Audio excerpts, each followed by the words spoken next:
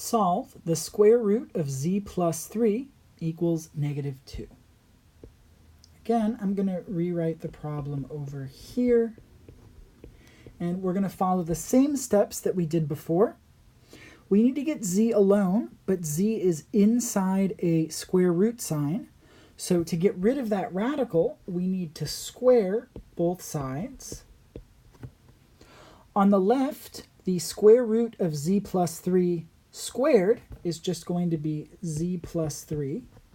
Squaring the left-hand side removes the square root, effectively.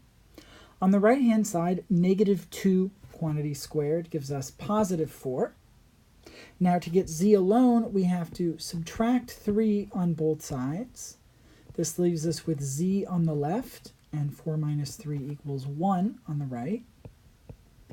We need to check that this is an actual solution, so we're going to substitute z equals 1 into the original equation.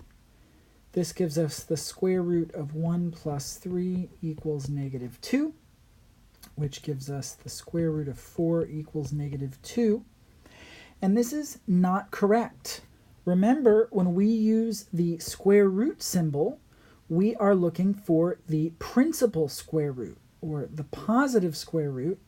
And on the right-hand side, we actually have the negative square root. So these are not equal to each other. What this means is that z equals 1 is an extraneous solution. So we throw it away. And if the only possible solution is extraneous, that doesn't leave us with any actual solutions. And so we are forced to conclude that there is no solution. Some of you may have noticed earlier in the problem that we had the square root of a number equals a negative quantity. And this is never possible.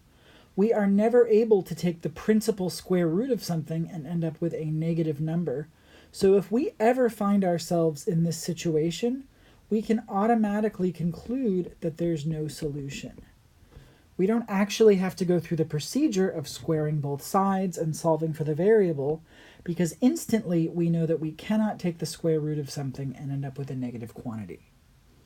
Now, that said, there are also other situations that can lead to extraneous solutions. So that doesn't mean that we just have to check for this, and if we don't have this situation, we're good.